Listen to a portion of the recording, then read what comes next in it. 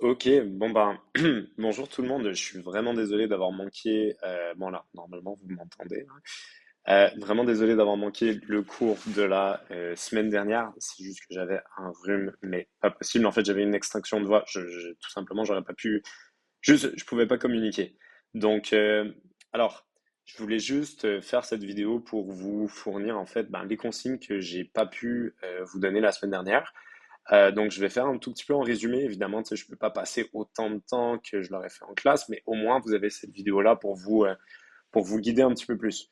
Donc, déjà, en fait, plus important, je crois, c'est juste, je vais vous faire un petit rappel du calendrier. Alors, là, normalement, tu sais, on est rendu là. Donc, la semaine 6, c'est la semaine qu'on a manqué tous ensemble la semaine dernière, juste avant la semaine de relâche qui est maintenant.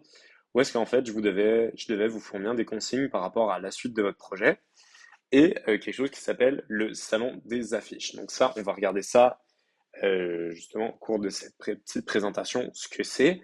Donc il y a des petits changements au niveau des dates, comme vous pouvez voir. Alors la semaine 6 qu'on vient de manquer, nous avons du tutorat individuel de la semaine 7 à la semaine 9. À la semaine 10, je vous vois tous en classe pour des consignes au niveau de votre présentation orale finale. À la semaine 11, vous avez la remise de votre projet personnel, dont je vous fournis les consignes aujourd'hui dans cette vidéo. On a des présentations orales donc de la semaine 11 à la semaine 13. À la semaine 14, vous avez du travail en classe et la remise de votre rapport de métacognition. Et la semaine 15, qui sera pour nous le 15 mai, ben on a un salon des affiches. Je vais vous expliquer exactement ce que c'est. Alors, avant de poursuivre, petit retour sur l'avant-projet. Donc, j'en nous rencontre en groupe qu'on a eu il y a maintenant 2 semaines. C'était très bon pour la plupart, sérieux pour la plupart. Vous m'avez vraiment surpris par, je sais pas, c'est ne serait-ce que la quantité d'idées que vous avez, toutes les approches que vous avez pour aborder vos sujets. Vraiment, vous avez tous, évidemment, il y a des petits trucs sur lesquels il faut travailler, mais c'est justement pour ça qu'on va faire du tutorat ensemble. Et je vais vous expliquer comment ça fonctionne. Donc, alors déjà, premier travail sur lequel qu'on veut regarder là tout de suite, c'est l'épreuve synthèse de programme. C'est pour ça que vous allez voir ESP écrit un petit peu partout. C'est l'épreuve synthèse de votre programme. Donc, épreuve synthèse, vous la passez, vous avez votre deck, vous allez à l'université, vous la passez pas, vous n'avez pas votre deck, tout simplement. Donc, le projet personnel, c'est la partie écrite, en fait, de ce cours. Donc, on va aller voir un peu les consignes. Alors, ce document-là, normalement, vous le trouverez sur Léa. Il est déjà disponible sur Léa dans la section documents.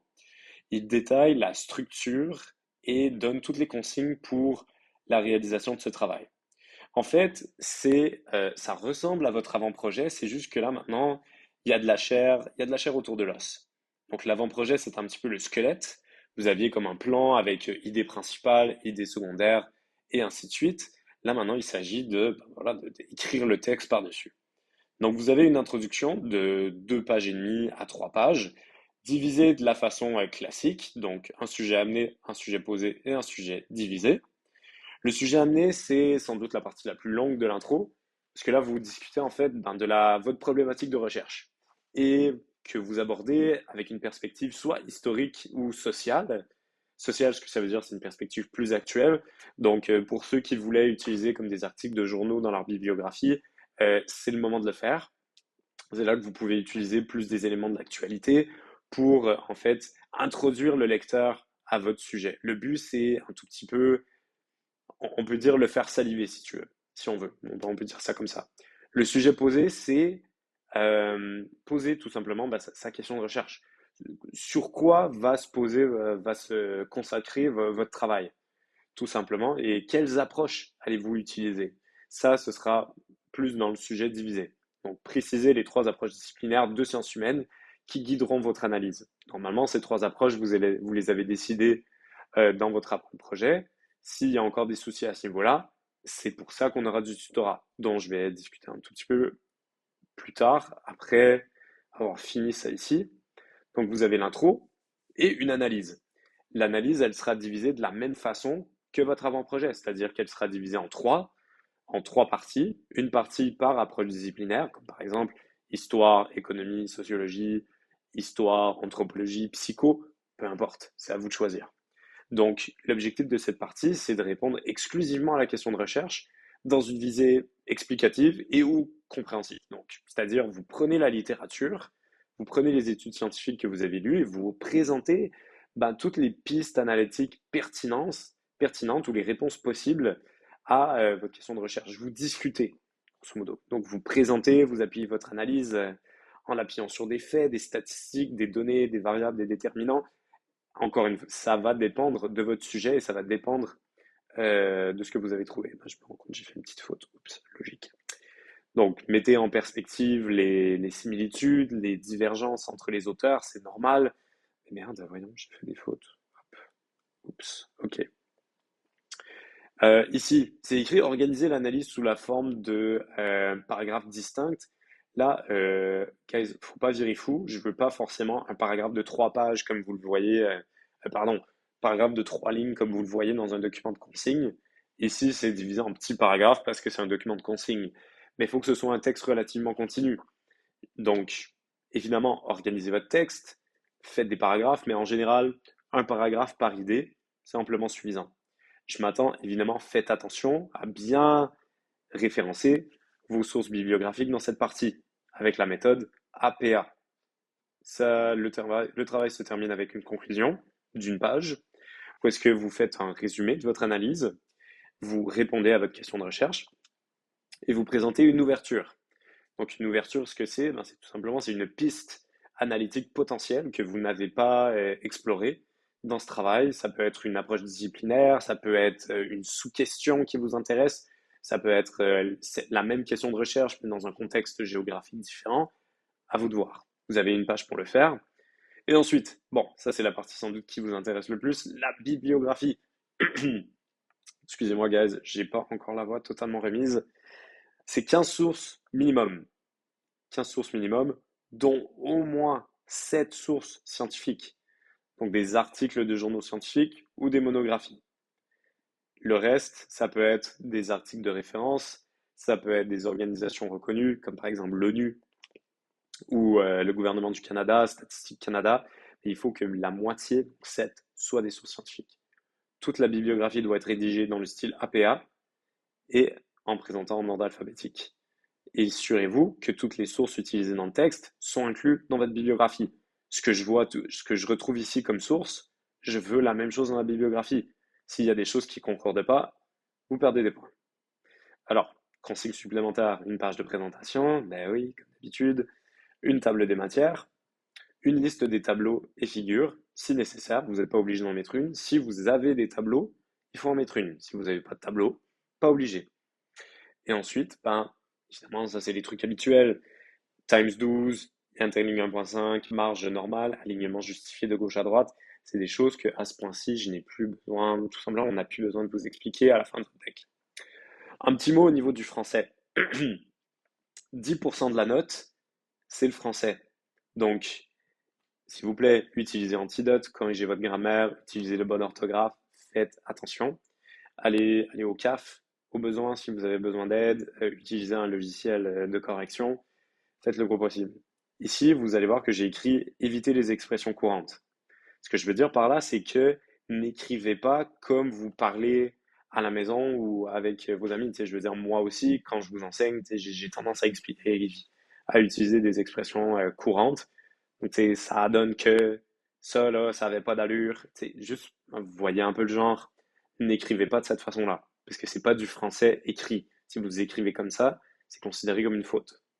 Je le considère comme une faute. Rédiger dans un style scientifique, en utilisant la troisième personne du singulier, donc n'utilisez pas le je, et éviter les hyperboles. Ce que je veux dire par là, c'est que éviter les hyperboles, c'est que en fait, on ne doit pas sentir vos opinions en fait en tant qu'auteur dans le texte. Donc évitez de dire que quelque chose est terrifiant, atroce, horrible, honteux, etc. N'utilisez pas trop de gros adjectifs de ce genre-là. La date de remise, c'est jeudi le 17 avril, donc la semaine 11, à minuit, avec les pénalités de retard habituelles.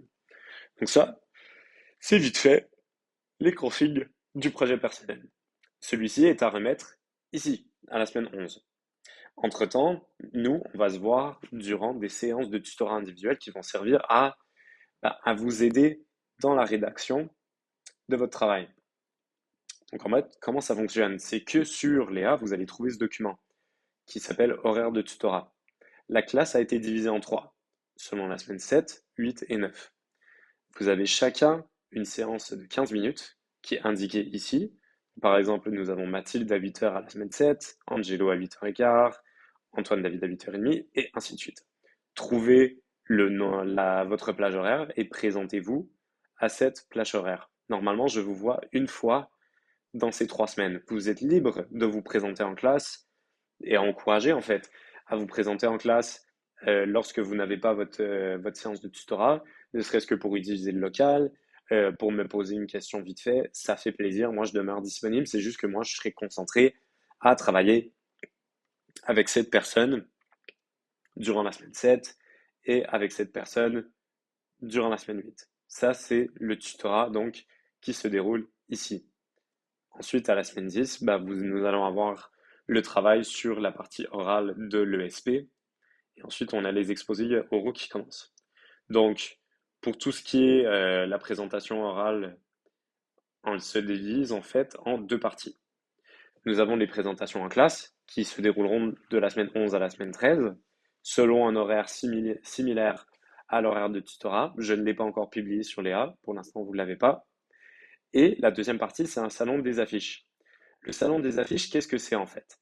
C'est un événement qui aura lieu le 15 mai, de 17h à 20h au 4.82A. Donc ça, c'est le gros local en face de la cafette, au quatrième.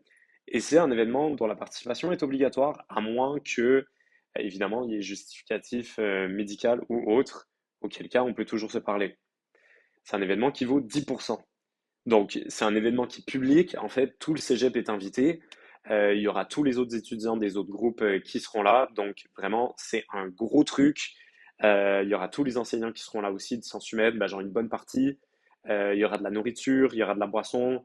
Je sais pas, on m'a pas confirmé s'il y avait des boissons alcoolisées, je sais pas encore. Mais en fait, on en fait comme un espèce de limite de soirée de graduation, si vous voulez. Donc, vous arrivez et ce que vous allez faire, c'est que vous allez présenter une affiche, en fait, de votre projet. L'affiche, c'est que vous allez utiliser un gabarit que je vais rendre disponible sur Léa aujourd'hui. Aujourd'hui, peu importe la date à laquelle vous voyez cette vidéo. Enfin bon, il sera disponible sur Léa. Vous allez vous retrouver un gabarit dont il faudra respecter le format. Donc, le gabarit, je vous le présente, c'est ceci. En fait, c'est que vous allez retrouver ceci sur Léa et que vous allez devoir simplement le remplir. C'est vraiment simple. Vous allez avoir, c'est le thème de recherche et son contexte, approche disciplinaire, concept et hypothèse, des détails sur la recherche de littérature, la question de recherche. Ça, c'est un tout petit peu état des connaissances, ce que vous aurez trouvé, et votre bibliographie. Je vous donnerai plus de détails sur le gabarit. Vous allez voir, les consignes seront un petit peu plus précises. Je vous le mettrai sous peu. OK? Donc ça, ce sera un gabarit à respecter. L'important, ce sera de ne pas dépasser en fait les marges. Une fois que ça se sera fait, il faudra déposer ce design sur Léa entre le 25 et le 28 avril. Donc vous avez le temps, hein, c'est encore dans un mois et demi. Et c'est pas vous qui se chargerez de l'impression. En fait, c'est une entreprise que le Cégep paye. En fait, je vous explique que vous allez payer pour faire l'impression. Ça fera environ une affiche de 60 par 90 cm. Et il y aura des frais à payer de 25 et 85. Il n'y a pas de panique à ce niveau. Vous verrez simplement la facture affichée sur Léa de 25 et 85. Maintenant, le truc, c'est qu'on vous demande de payer pour ça simplement parce que, tout simplement, on ne vous demande pas l'achat de manuels pour ce cours. C'est des ressources qui sont relativement limitées. Donc, c'est la seule dépense vraiment que vous avez à faire pour ce cours, 25 et 85. Et après ça, durant l'événement, vous avez de la bouffe, vous avez des boissons. Il y a aussi des prix à gagner pour ce salon des affiches. Donc non seulement c'est un travail qui vaut 10%, mais c'est aussi un travail où vous avez l'opportunité de gagner des prix. Donc en fait, il y aura deux prix de 50 $ par classe qui sont choisis par moi, donc votre enseignant. C'est-à-dire que je vais choisir parmi la classe les deux meilleurs projets et ces deux meilleurs-là ont droit à 50 $, une bourse de 50. Et normalement, ce sera comptant. Donc pas une carte cadeau ou quoi, je pense que ça sera vraiment de l'argent comptant. Et il y aura aussi, ça par contre, ce sera pour l'ensemble de vos collègues en PIACH, c'est qu'il y aura deux bourses d'excellence de 250 $ chacune qui seront remises durant l'événement. On a une bourse coup de cœur de l'Observatoire québécois des inégalités et une bourse coup de cœur des sciences humaines du CVM. Voilà, excusez-moi. Excusez-moi, encore un peu, j'ai encore la voix un peu dégueulasse. Donc, deux bourses de 250 $ à remporter. Évidemment, l'Observatoire québécois des inégalités examinera les candidats qui ont un projet en lien avec les inégalités, quelles qu'elles soient. Et ça, par contre, il y a plus de compétition parce que ça inclut les étudiants des autres groupes, en fait. Pour ce qui est, donc là maintenant, ça fait pas mal d'infos. Vous avez ça qu'il vous faut commencer et ceci, surtout le gabarit de la fiche. Là, je vous recommande vraiment pour l'instant, concentrez-vous sur ça. Ok? Je vous rappelle là que le projet personnel écrit est à remettre à la semaine 11. Mine de rien, ça va vite. Donc concentrez-vous là-dessus. Pour ce qui est de la fiche et de la présentation orale, vous aurez les consignes rendues là, à la semaine 10. De toute façon, honnêtement, vous ne pouvez pas remplir ça tout de suite parce que votre projet n'est pas terminé. Donc, pour tout ce qui est de la partie orale du projet, pour l'instant, je vous dis, pas de panique. Ok? Concentrez-vous vraiment sur ce que je viens de vous présenter ici, le SP, projet personnel, et nous allons aussi en discuter ensemble durant les séances de tutorat. Donc pour l'instant, attends, je regarde, est-ce que j'ai quelque chose d'autre à vous montrer? Non. Donc pour l'instant, c'est vraiment ça. Comme je vous dis, je demeure disponible par Mio, écrivez-moi. Sinon, à la semaine 8, donc de retour de la semaine de relâche, semaine 7, pardon, je vois ces personnes en classe. Les autres, vous êtes les bienvenus, évidemment, pour me poser des questions vite fait ou quoi. Mais sinon, je me concentre sur ces personnes et ensuite juste consulter leur heure de tutorat pour savoir quand est-ce que vous passez. Alors, comme je vous dis, vous gênez pas pour m'écrire si vous avez des questions. Sinon, je vous souhaite une super semaine de relâche. Reposez-vous bien et puis on se voit bientôt.